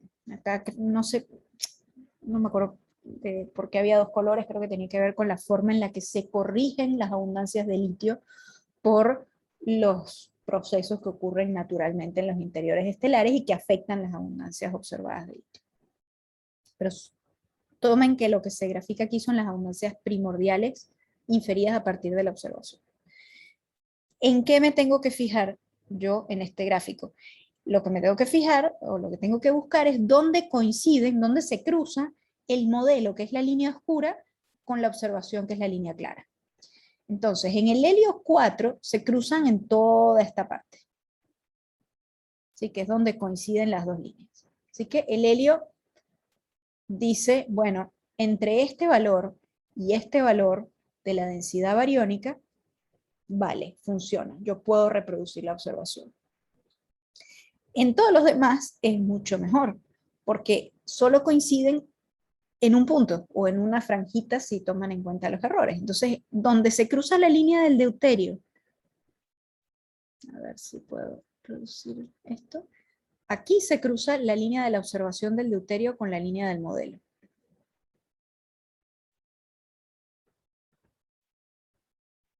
Déjame que lo vuelva a hacer. Negro. Acá.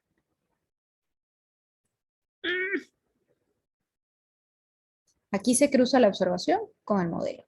Aquí se cruza la observación del helio 3 con el modelo del helio 3.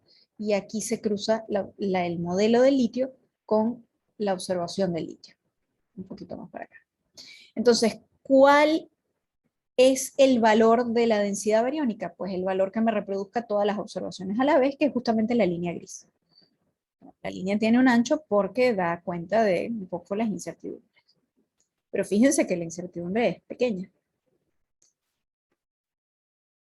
Entonces, ¿qué nos está diciendo esto? Que las observaciones de las abundancias de los elementos que solo se producen por nucleosíntesis primordial nos dice que la energía, la densidad de energía bariónica del universo es de apenas el 5%. O sea, ese omega bariónico es 0,05. Eso significa que del omega materia que yo tenía, me está faltando un 0,25, porque si esta es la densidad bariónica observada, y esta es la densidad bariónica que yo debería tener, o sea, que yo tengo en materia, todo lo que me falta es materia no bariónica.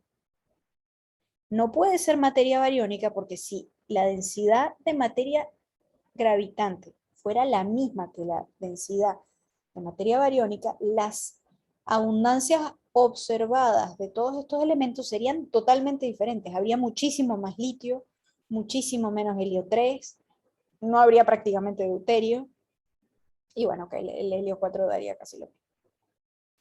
Entonces, realmente las abundancias de estos elementos primordiales ponen una restricción muy fuerte, constriñen muy fuerte, que de ese 30% de energía del universo, solo 5 puede ser bariones.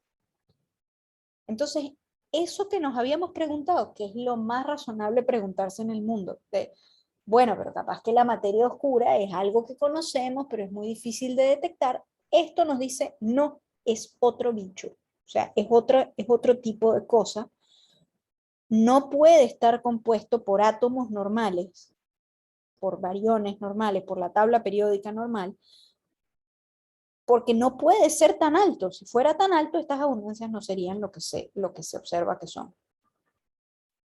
Entonces, ese 0,25% restante tiene que ser densidad de materia oscura. Porque pues es una materia que juega gravedad, o sea, que hace, que participa en la gravitación, que ejerce gravedad, pero no es materia bariónica. Y eso es justamente lo que necesitamos para las curvas de rotación y los cúmulos de galaxias. Es una cosa que gravite, pero que no emite. Entonces, esperen que no tengo conectada la computadora, no sé por qué. Ahí va. Cecilia, Sí. esta línea roja, omega M, es lo observado hoy. Omega M es lo que observamos de la densidad de materia, sí, hoy, del universo. Hoy. Sí. Y Sí. esto es lo que debería haber sido en el momento inicial. No, a ver, lo que pasa es que ya, déjame que piense un momento si es hoy. No, esa densidad no está limitada al día de hoy. Es la densidad de energía oscura del universo. O sea, es algo que se conserva, es invariante en el tiempo. Pero hoy dijiste que era 70%. La que es 70% es la de energía oscura. Sí. ¿Ves? Esta omega lambda. Está, perdón. Exacto. La lambda, sí. La lambda, que es la de la energía oscura, es 70%. La hoy. de la... Masa es 30, hoy, ¿no? No tiene que ser hoy. No, esto es algo que no cambia en el tiempo. Lo que no entiendo es lo del 5%, entonces. Ajá, de este 0,3, justo ahí voy. Este 0,3 se divide en dos partes. O sea, si toda la materia gravitante fuera bariónica, ese omega que yo estoy sacando de aquí debería darme 30%. Ahí está. Y no me da. me da mucho menos. En vez de darme 0,3, me da 0,05. Falta. Otra vez el mismo problema, no alcanza. Si la materia bariónica tuviera una densidad de 0,3, o correspondiera al 0,3 que necesitamos en materia gravitante, las abundancias de los elementos primordiales serían cualquier cosa. O sea, no se corresponderían con la observación. Entonces, lo que significa esto es que de la materia está compuesta por dos términos que van a ser uno bariónico y uno no bariónico. El bariónico da 0,5, o sea, 5%, y el no bariónico es lo que sobra. Lo que falta, perdón. El resto. 0,25% restante. Entonces, volviendo a la última recapitulación, volviendo a lo que teníamos antes, habíamos visto que la densidad correspondiente a la materia gravitatoria es el 30%. Y el 70% es energía oscura. Ahora, de ese 30%, la componente bariónica solo da cuenta de un 0,05. Y no puede ser mayor porque eso es lo que nos dicen las mediciones de abundancias primordiales de helio, litio y deuterio. Entonces, la materia gravitatoria, esto era lo que decía ahora en palabras, pero aquí está escrito, la materia gravitatoria tiene que tener dos componentes. Una que es la bariónica, que es la que entendemos, y otra que es la materia oscura, que entra dentro de la gravedad, pero que no está compuesta por átomos normales. La proporción, entonces, es 5% materia bariónica, de la composición total del universo es 5% materia bariónica, 25% materia oscura y 70% de energía oscura.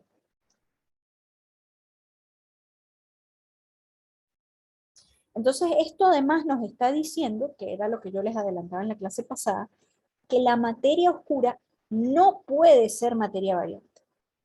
No pueden ser cosas que no son, que son de la tabla periódica. Entonces la composición final del universo nos queda así, basada en todo lo que resumí en la lámina anterior. La materia bariónica da cuenta de 5% del universo, la materia oscura da cuenta de 25%, y el restante 70% de la energía del universo es energía oscura, que es la responsable de la expansión acelerada.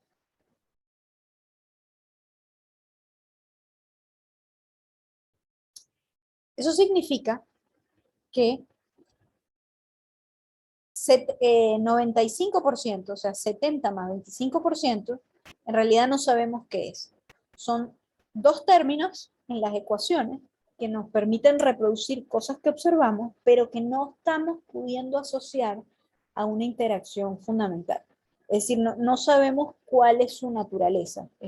No sabemos qué interacción es la que produce la energía oscura, no sabemos qué partícula o qué cosa es la materia oscura, pero sabemos que se distribuye así. Entonces esas son las dos preguntas más grandes,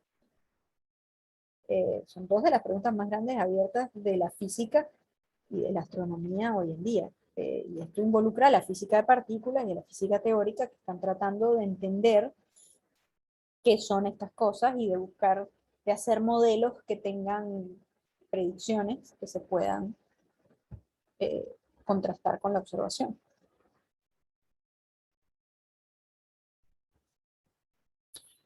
Y bueno, ya hasta aquí llegamos. Este es el fin de esta parte de evolución del universo y cosmología. Entonces ya saben cómo va a evolucionar el universo. Se va a seguir expandiendo de forma acelerada ad infinito, digamos. Y una de las cosas, sí, para cerrar iba a decir que una de las cosas interesantes que vamos a estar siempre ansiando entender va a ser cuál es la naturaleza de la materia oscura y de la energía. Sí, dime, Selva. Tiempo, había una preocupación por conocer bien lo que es la materia de todo el universo, ¿no? La masa. Bueno, Ahora, pero proviene justamente, a ver, nosotros, entiendo que proviene justamente de acá. nosotros no hemos conocido toda la materia, no hemos visto toda la materia que hay, pero como ya sabemos que las nebulosas, lo más influyentes son las estrellas, eso sí lo hemos medido, ¿no? Y que si hay planetas que todavía no encontramos, no tienen una cantidad de masa significativa, ¿no? Bueno, lo que Para pasa todo es este que, cálculo. a ver, es que justamente lo que nos está diciendo este último argumento que les digo de la nucleosíntesis primordial, es que no es que no lo hayamos medido, es que no están ahí. No, eso no, si estuvieran, no pueden sumar tanta masa como para corresponderse con todo lo que haría falta de materia oscura, porque si estuvieran ahí, si esa masa fuera planetas o estrellas de baja masa o asteroides o lo que tú quieras, o piedritas, lo que sea, sería materia bariónica. Y entonces las abundancias de los elementos primordiales no serían las que vemos hoy en día, no serían las que se observan.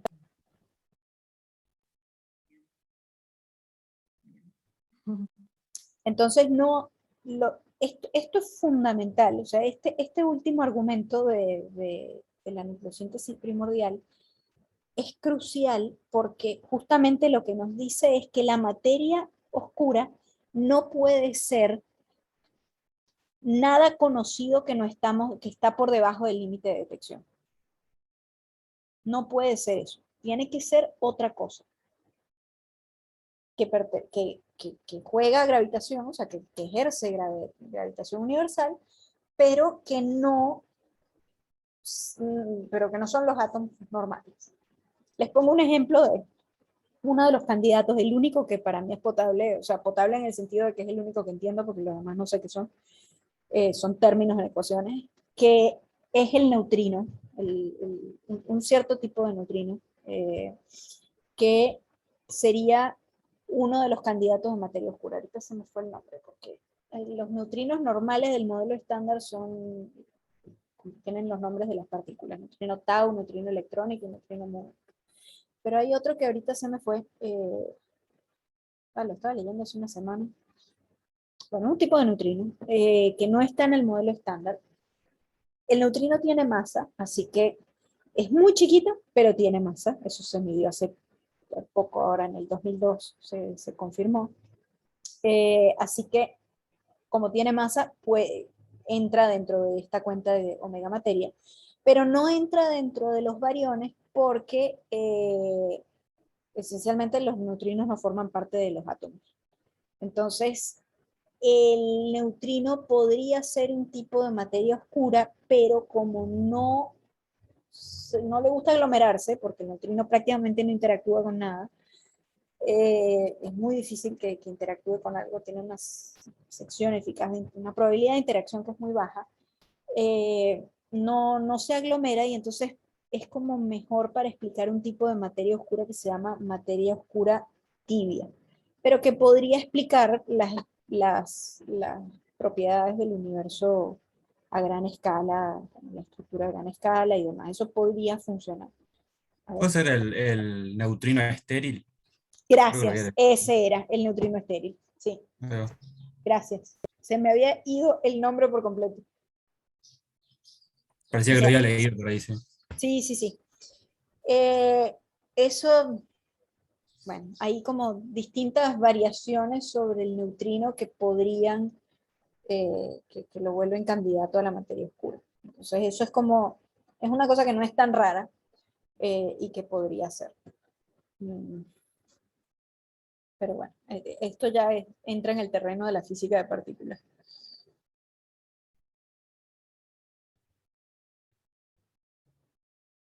Luego hay otras cosas más, más abstractas, que si las acciones, cosas que son, bueno, campos o términos que se ponen en ecuaciones y que tienen ciertas propiedades, de los que les puede hablar mejor gente que sepa de física de partículas y de campos, pero como les decía, ahorita la clave es proponer un candidato de materia oscura y lograr desarrollar la teoría lo suficiente para poder hacer predicciones y luego que se puedan diseñar experimentos para probar esas predicciones y ver si en efecto las cosas son así o no.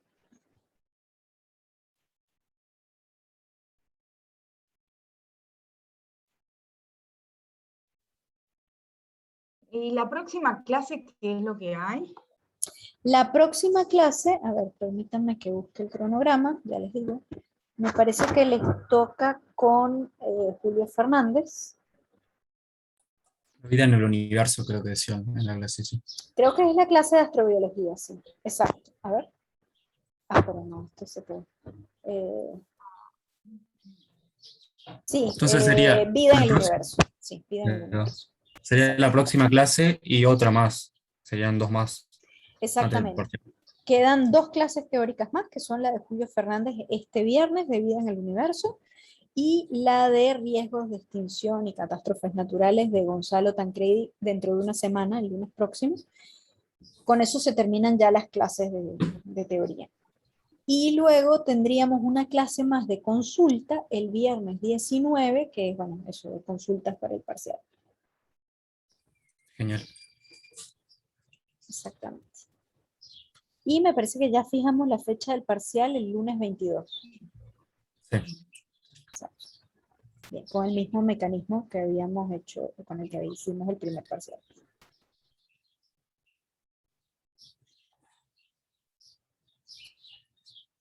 Bueno, no sé si hay más dudas, preguntas.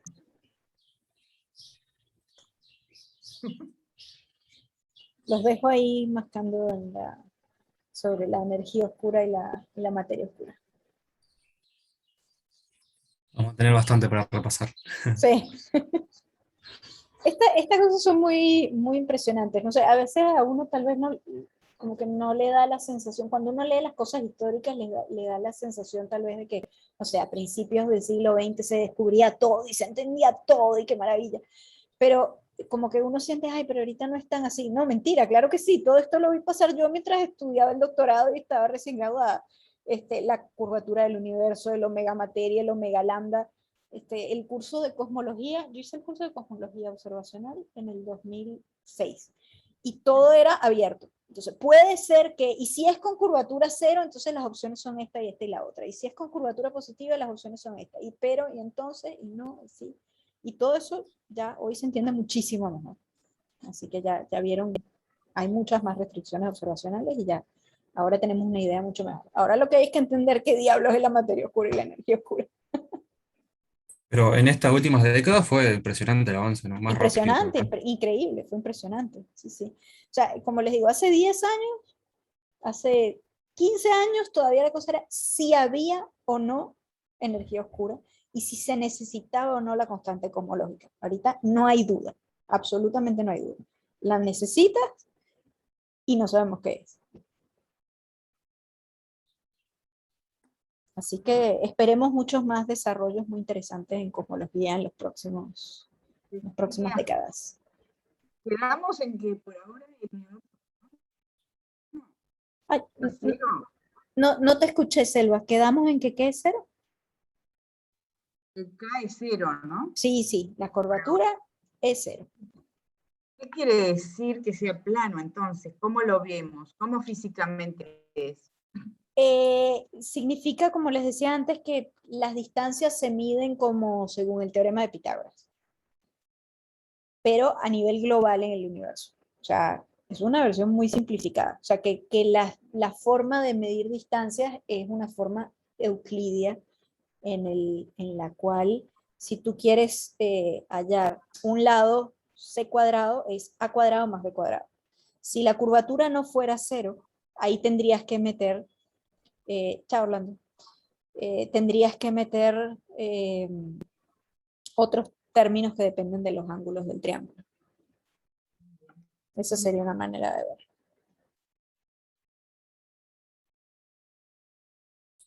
Yo tenía una duda más de curiosidad. El tema del telescopio James Webb, cuándo se lanza? El telescopio James Webb me parece que se está lanzando dentro de un mes máximo. O sea, está por lanzarse ya, finalmente. Tiene como 10 años de atraso. Sí, por eso. Sí. Sí, sí, no, pero ahora sí ya es ya. Ahora sí ya es ya. O sea, este año parece bastante seguro que ya lo van a lanzar. ¿Y cuánto demorará en dar datos y eso? Porque eso tiene un tiempo también, ¿no? Creo que para 2023 no va a ser mucho. De hecho, lo que tengo entendido es que ya se hizo la convocatoria de proyectos para los astrónomos que quieren utilizar el telescopio, remitieron sus propuestas y ya hay una asignación de tiempo y me parece que esas observaciones se van a hacer, creo que o a finales de 2022 o a principios de 2023. Me parece Entonces que no, eso no es mucho fue... tiempo. No, no es mucho tiempo. No, es un año. Es un poco más de lo usual. O sea, uno normalmente hace esas solicitudes de tiempo como 6 meses antes de cuando se van a hacer las observaciones. Esto es, bueno, un poco más porque el telescopio lo tienen que lanzar y poner a punto y tal, pero un año es normal, es lo típico. Bien. Sí. Bueno, chicos, entonces los dejo. No se pierdan la clase de Julio Fernández del viernes y de Gonzalo el próximo lunes y nos estamos viendo en la clase de consulta la próxima vez. Muy bien, muchísimas gracias. Gracias a ustedes por venir. Hasta luego. Saludos a los que nos ven de forma asincrónica. Chao.